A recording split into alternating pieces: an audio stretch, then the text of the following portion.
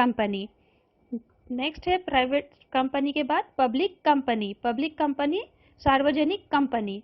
इसमें क्या होता है, to form a company at least 7 members. Public company को बनाने के लिए एटलीस्ट 7 मेंबर चाहिए and there is no limit, और अधिकतम संख्या नो लिमिट है। यहाँ पर आप अधिकतम मैक्सिमम कितने भी नंबर ऑफ मेंबर यहाँ पर ले सकते हो। लेकिन प्राइवेट कंपनी में हमने क्या देखा, मिनिमम 2 एंड मैक्सिमम 200 यहाँ पर लिमिट है, लेकिन पब्लिक में कोई लिमिटेशन नहीं है। Use word limited at the end of the name. Public company में हम आखिरी में जब कंपनी का नाम लिखते हैं तो उसके आगे हम लिमिटेड वर्ड यूज कर सकते हैं, लेकिन प्राइवेट कंपनी में हम लिमिटेड वर्ड यूज नहीं करते हैं। नेक्स्ट है इंट्रोड्यूस इन एक्ट 2013। अब एक एक्ट 2013 में हमने और एक कंपनी को इंट्रोड्यूस किया है, 1 पर्सन कंपनी। जैसे हमने देखा कंपनी क्या है, 2 और मोर पर्सन, लेकिन इन एक्ट 2013 में हमने 1 पर्सन कंपनी को भी इंट्रोड्यूस किया है और डोरमेंट कंपनी को भी इंट्रोड्यूस किया है।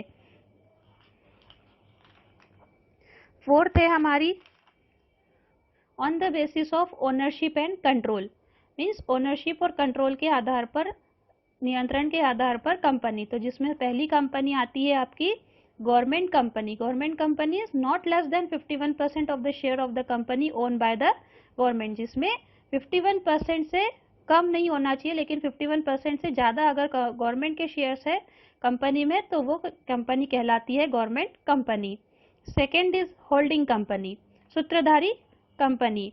सूत्रधारी company owns more than 50% of the nominal value of equity share capital of another company। यदि ए कंपनी ने बी कंपनी के 50% से अधिक नॉमिनल वैल्यू ऑफ शेयर्स को लेकर रखा है तो वो ए कंपनी क्या कहलाएगी, होल्डिंग कंपनी कहलाएगी। फॉर एग्जांपल अभी इसका एक recent Tata group of company.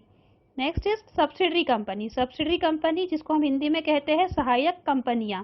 Control by holding company since its own less than 50% nominal value of equity share capital. जैसे मैंने अभी आपको सब्सिडरी होल्डिंग कंपनी में कहा कि ए कंपनी जो बी कंपनी के 50% से ज़्यादा शेयर्स को ले लेती है तो वो होल्डिंग कंपनी होती है। तो जो बी कंपनी है जिसके पास अपनी खुद के 50% से कम शेयर है तो वो कंपनी क्या कहलाएगी, subsidiary company. Means A is a holding company, सहायक सूत्रधारी company, and B is a subsidiary company, सहायक कंपनी। सब्सिडरी कंपनी का example Reebok, Audi, it is a subsidiary company, and Tata group is a holding company. Clear. अब हम देखेंगे next हमारा top on the basis of nationality. Nationality means राष्ट्रीयता के आधार पर company, जिसमें हम दो ही कंपनी देखते हैं। डोमेस्टिक कंपनी, जो कंपनी इंडिया में है उसको हम कहेंगे डोमेस्टिक कंपनी, और जो कंपनी फॉरेन में है मीन्स आउट ऑफ इंडिया है उसे हम कहेंगे foreign company. Clear, it is a type of companies. अब हम देखते हैं स्ट्रक्चर ऑफ कंपनी। कंपनी का स्ट्रक्चर कैसे तैयार किया जाता है। कंपनी का जब स्ट्रक्चर तैयार किया जाता है तो उसमें 3 लेवल ऑफ मैनेजमेंट होती है। पहली top level management, middle level management and lower level management. Top level management में क्या आता है, consist of board of director.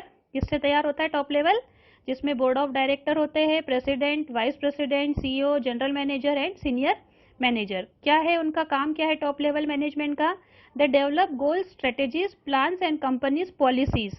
वो कंपनी के गोल्स को डिसाइड करते हैं, मीन्स उद्देश्य, स्ट्रेटेजी, हिंदी में अगर हम स्ट्रेटेजी को बोलेंगे तो नियोजन करना, प्लानिंग करना, plans and companies policies, and make decision about the direction of the business. और वो डिसीजन लेते हैं कि बिजनेस को किस डायरेक्शन में, किस निर्देशन में व्यवसाय को आगे बढ़ाना चाहिए।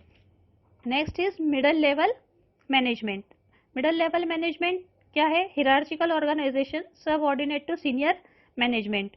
मीन्स एक हिरार्चिकल ऑर्गेनाइजेशन है। जैसे हम एक सिंपल सी यहाँ पर एक देखेंगे, जैसे ये ट्रायंगल मैंने बनाया है तो it is a top level management, it is a lower level management, and इसके बीच में क्या आएगा आपका मिडल लेवल मैनेजमेंट। तो ये जो मिडल लेवल मैनेजमेंट है ये ऊपर से ऑर्डर लेगा, अपने टॉप लेवल से ऑर्डर लेगा और इसको सर्कुलेट करेगा लोअर लेवल पे।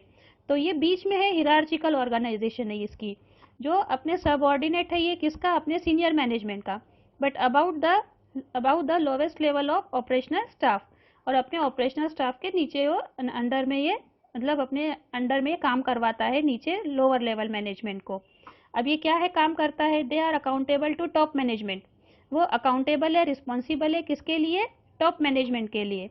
For their departments function. They, और वो क्या करेगा, they provide guidance to the lower level manager, और जो लोअर लेवल में है उनको वो गाइड करेगा। मीन्स वो ऊपर से ऑर्डर लेगा टॉप लेवल से और उस ऑर्डर को सर्कुलेट करेगा अपने लोअर लेवल मैनेजमेंट को और उनको गाइड करेगा कि कैसे वो ऑर्डर को फॉलो करे। और थर्ड है आपका lower level management. Lower level management क्या होता है, असाइनिंग एम्प्लॉयज टास्क। मीन्स जो एम्प्लॉयज है एकदम नीचे, उनको वो टास्क देते हैं काम कराने के लिए कि कैसे आपको काम करना है, वो उनको काम असाइन करते हैं, टास्क को देते हैं।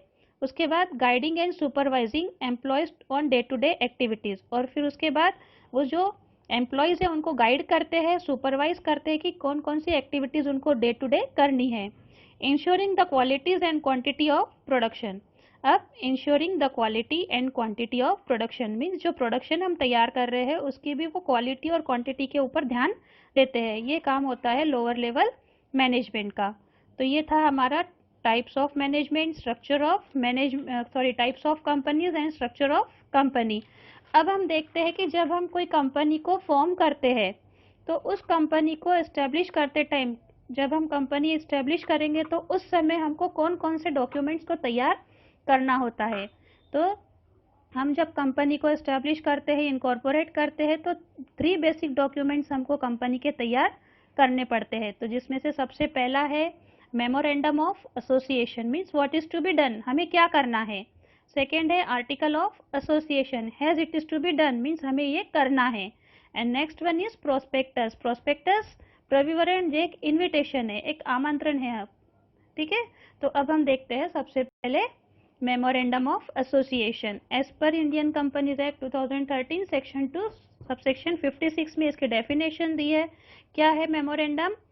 Memorandum of association of a company as originally frame and alter from time to time to persons of previous company law और of this law. Means memorandum of association क्या है, ओरिजिनली हम frame करते हैं, means जब हम company को newly establish करते हैं उस समय हम उसको बनाते हैं। ओरिजिनली फ्रेम मीन्स जब कंपनी शुरू में स्थापित की जाती है उस समय बनाया गया है, इट इज ओरिजिनली फ्रेम। और अल्टर मीन्स चेंज कर सकते हैं, बाद में भी हम उसको चेंज कर सकते हैं फ्रॉम टाइम टू टाइम। लेकिन वो चेंज हम कैसे करेंगे, to persons of previous company law, means जो 1956 का कंपनी लॉ है उससे एंड और ऑफ दिस लॉ, और एट प्रेजेंट जो 2013 का एक्ट है उसके अकॉर्डिंग हम उसको अल्टर कर सकते हैं। It is called a memorandum of association. It is a legal document. Memorandum of association क्या है, आपका एक लीगल डॉक्यूमेंट है जो प्रिपेयर करते हैं हम at the time of formation registration of company. जो हम कब तैयार करते हैं, जब हम कंपनी को फॉर्म करते हैं, कंपनी को रजिस्ट्रेशन करते हैं, उस समय हम मेमोरेंडम ऑफ एसोसिएशन को तैयार करते हैं। अब मेमोरेंडम ऑफ एसोसिएशन क्या है, it is a principal document content power and objective of company, जिसमें हम क्या बताते हैं, कंपनी के पावर, कंपनी का क्या उद्देश्य है, क्या ऑब्जेक्ट है। डिस्क्राइब स्कोप ऑफ ऑपरेशन, किस स्कोप में कंपनी अपना काम करेगी।